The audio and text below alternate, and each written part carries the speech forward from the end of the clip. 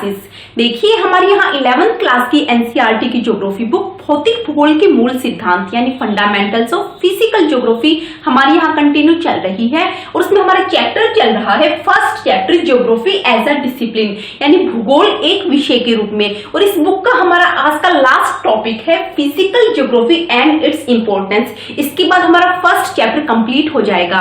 Please channel को subscribe कीजिएगा ताकि मेरे अगले वीडियो के नोटिफिकेशंस आपको मिल सके। चलिए अपना चैप्टर कंटिन्यू करते हैं। देखिए ये जो ज्योग्राफी एज अ डिसिप्लिन जो हमारा फर्स्ट चैप्टर है, इस चैप्टर में हमें ज्यादा फैक्ट्स एंड फिगर्स देखने को नहीं मिले क्योंकि ये कंसेप्चुअल चैप्टर है।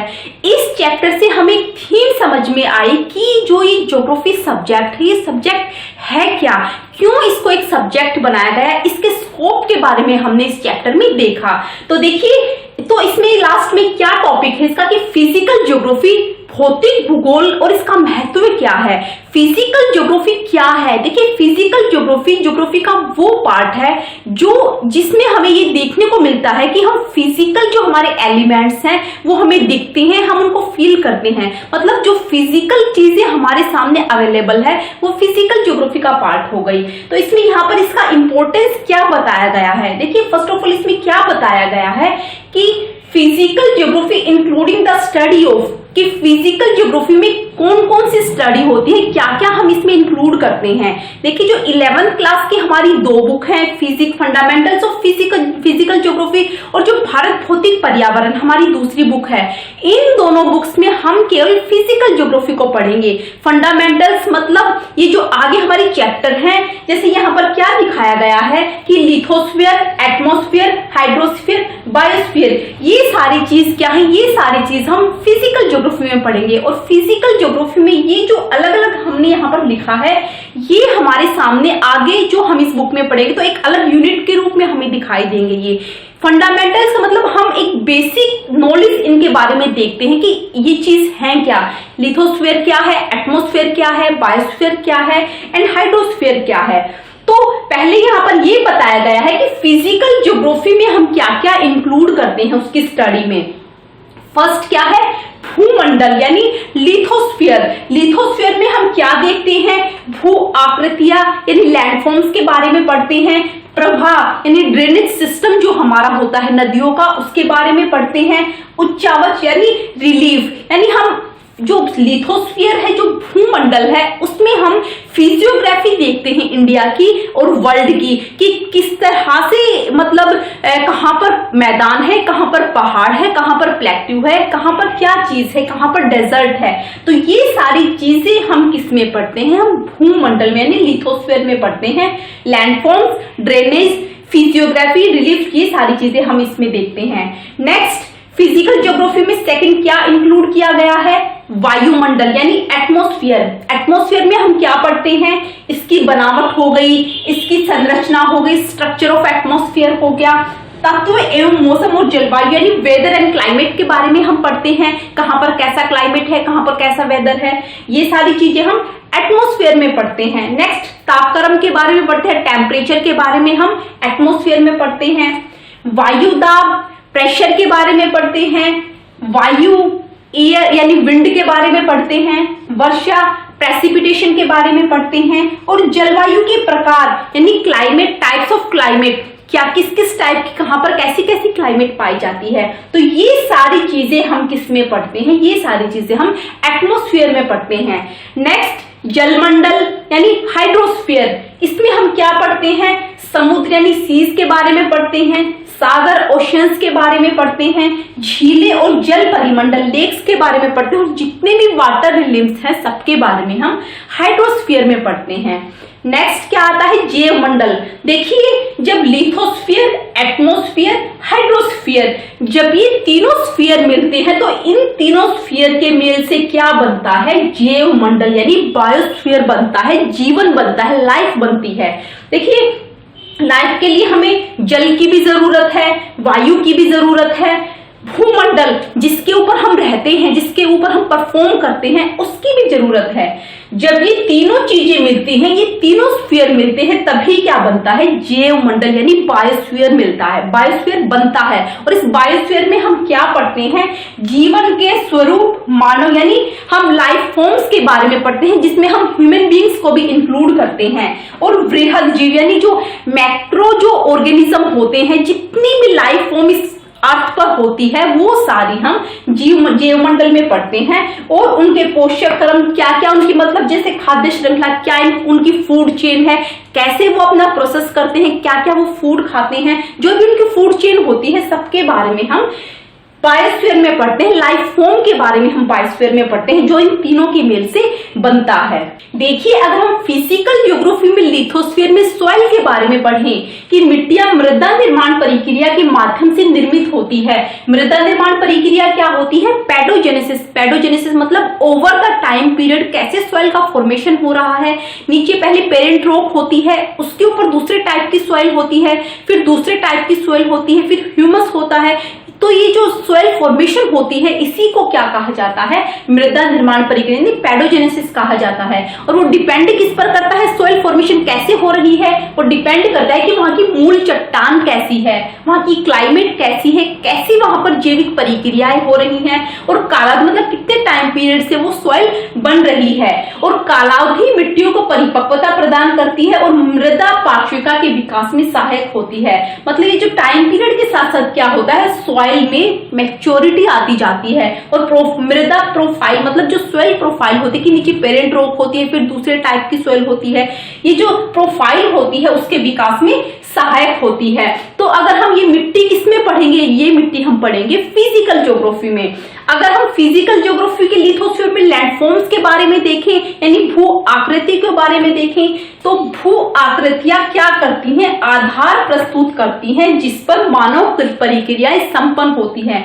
मतलब जो लैंडफॉर्म्स होते हैं हमें एक बेस प्रोवाइड करते हैं, मतलब हमें एक मतलब बेस देते हैं नीचे, जिसके ऊपर ह्यूमन अपनी क्या करता है, अपनी एक्टिविटीज करता है। जैसे हमने इस चैप्टर में पहले भी पढ़ा था कि क्या करती है, जो फिजिकल चीजें होती हैं यानी जो हमारी अर्थ है, वो हमें क्या करता है, हमें एक स्टेज प्रोवाइड करता है, और जिस स्टेज पर परफॉर्म कौन करता है, ह्यूमन बींग्स परफॉर्म करते हैं। तो ये बात वो बात यहाँ पर यही बताई गई है कि जो भू आकृतियां होती हैं वो हमें एक बेस प्रोवाइड करती हैं जिस पर हम अपनी एक्टिविटीज करते हैं। देखिए, लैंडफोर्स में अगर हम मैदानों को देखें, प्लेन एरिया को देखें, मैदानों का प्रयोग कृषि कार्यों के लिए किया जाता है। जो प्लेन एरिया होता है, ज्यादातर एग्रीकल्चर जो वर्क होता है हमारा वहीं पर होता है। प्लेन एरिया में हम रोड्स बनाते हैं, ज्यादातर जो सेटलमेंट होता है वो प्लेन एरिया में ही होता है। अगर हम पठारों को देखें, प्लेट्यू को देखें, तो पठारों पर वन और खनिज संपदा विकसित होती है। ज्यादातर जो हमारे मिनरल्स होते हैं हमें कहां पर मिलते हैं, वो पठारों पर मिलते हैं। तो पठार पर फॉरेस्ट भी होते हैं और खनिज संपदा क्या है हमारी, हमें वहां से मिलकर वहीं से हमारी इकोनॉमिक एक्टिविटीज शुरू होती हैं। पर्वत जो माउंटेन एरिया को अगर हम देखें भू आकृतियों में, तो माउंटेन्स पर क्या होती है, चरागाह होती है, पेस्चर्स होते हैं, जो जनजातियां होती हैं वो वहां पर अपने पशुओं को चराते हैं। फॉरेस्ट होते हैं, पर्यटन स्थल होते हैं, मतलब टूरिज्म के लिए वो जो फॉरेस्ट जो माउंटेन होते हैं वो सहायक होते हैं। पर्यटन स्थलों के आधार और निम्न क्षेत्रों को जल प्रदान करने वाले नदियों के स्रोत होते हैं। देखिए, जो पर्वत होते हैं, माउंटेन्स होते हैं, ज्यादातर नदियां हमारी वहीं से निकलती हैं, माउंटेन से हमारी रिवर्स निकलती हैं। और वो रिवर्स क्या करती हैं, जो निम्न क्षेत्र होते हैं, जो हमारे उनकी जो तलहटी में जो होते हैं, जो मैदानी एरिया हमारा होता है, वहां पर उन क्षेत्रों को क्या करती है वो नदियां जल प्रदान करती हैं, जिसके जल से हम क्या करते हैं, अपने एग्रीकल्चर वर्क करते हैं। और हमारा जो डेली जो हमें पानी की जरूरत है वो सारी हमारी वहीं से पूरी होती है। तो यहाँ पर यही बताया गया है कि जो फिजिकल ज्योग्राफी में जो हमारा लिथोस्फीयर है, जो हमारी अर्थ है, जो हमारे फिजिकल एलिमेंट्स हैं, उसमें हम मिट्टियों के बारे में हमने यहाँ पर देखा। और लैंडफॉर्म्स की हमारे जो हमारे पर्वत हैं वो हमारे किस काम आते हैं, हमारे प्लेट्यू हमारे किस काम आते हैं, जो हमारा प्लेन एरिया है उस पर हम क्या क्या एक्टिविटीज करते हैं वो सब यहाँ पर बताया गया है। देखिए, फिजिकल ज्योग्राफी में अगर हम क्लाइमेट को देखें तो क्लाइमेट के अकॉर्डिंग ही हमारे घरों के प्रकार होते हैं। जैसे हिमालय रीजन में बर्फ ज्यादा पड़ती है तो वहां पर क्या है, झोपड़ी टाइप के घर मिलते हैं ताकि बर्फ ऊपर से गिरे तो सीधी नीचे फिसल जाए। क्लाइमेट के अकॉर्डिंग हमारे कपड़े होते हैं। गर्मियों में हम कॉटन क्लॉथ्स पहनते हैं, सर्दियों में हम ऊनी कपड़े पहनते हैं। और क्लाइमेट के अकॉर्डिंग हमारा खाना होता है कि किस रीजन में कैसी क्लाइमेट है और वहां पर कौन सी क्रॉप ग्रो कर रही है, उसके अकॉर्डिंग हमारा खाना होता है। अगर हम समुद्र का देखें, अगर हम ओशन की स्टडी करें, तो ओशन की स्टडी से हमें क्या मिलता है कि ओशन क्या है, संसाधनों का भंडार है। इतने सारे रिसोर्सेस हमें ओशन से मिलते हैं, इतने सारे मिनरल्स हमें ओशन से मिलते हैं जो हमारी यूज के होते हैं। उसके अतिरिक्त क्या है कि समुद्र मछली व अन्य समुद्री भोजन के अतिरिक्त खनिजों की दृष्टि से भी संपन्न है। देखिए, समुद्र से हमें क्या मिलती है, फिश मिलती है जो हम भोजन के रूप में खाते हैं। दूसरा क्या है, दूसरे सी फूड मिलते हैं, फिश के अकॉर्डिंग फिश मिलती है, दूसरे सी फूड मिलते हैं। उसके अतिरिक्त हमें क्या मिलता है, खनिज मिलते हैं, मिनरल्स मिलते हैं जो हम यूज करते हैं। तो कहने का यहाँ पर ये मतलब है कि हमारे सर्वाइवल के लिए ओशियंस और सीज हमारे लिए कितने इंपॉर्टेंट हैं। भौतिक भूगोल प्राकृतिक संसाधनों के मूल्यांकन व प्रबंधन से संबंधित विषय के रूप में विकसित हो रहा है। देखिए, जो फिजिकल ज्योग्राफी है, फिजिकल ज्योग्राफी की अगर हमें नॉलेज होगी तभी हम क्या कर पाएंगे, जो प्राकृतिक संसाधन है, जो नेचुरल रिसोर्सेज हैं, हम उनका इवेल्युएशन कर पाएंगे, मूल्यांकन कर पाएंगे कि कहां पर कौन से रिसोर्सेज हैं और कैसे हमें उनका यूज करना चाहिए, उनका मैनेजमेंट कर सकेंगे हम कि हमें कौन से रिसोर्सेज का किस तरह से हमें कितने वो रिसोर्स हैं, कैसे हमें उनका यूज करना चाहिए। तो इस उद्देश्य की पूर्ति के लिए भौतिक पर्यावरण और मानव के मध्य संबंधों को समझना आवश्यक है। देखिए, हमें फिजिकल ज्योग्राफी की नॉलेज होनी चाहिए और हमें जो भौतिक पर्यावरण, जो हमारा फिजिकल एनवायरनमेंट एंड ह्यूमन के भी जो इंटरेक्शंस है, उसका भी हमें ज्ञान होना बहुत जरूरी है। तकनीकी की सहायता से संसाधनों के बढ़ते उपयोग ने विश्व में पारिस्थितिक असंतुलन पैदा कर दिया है।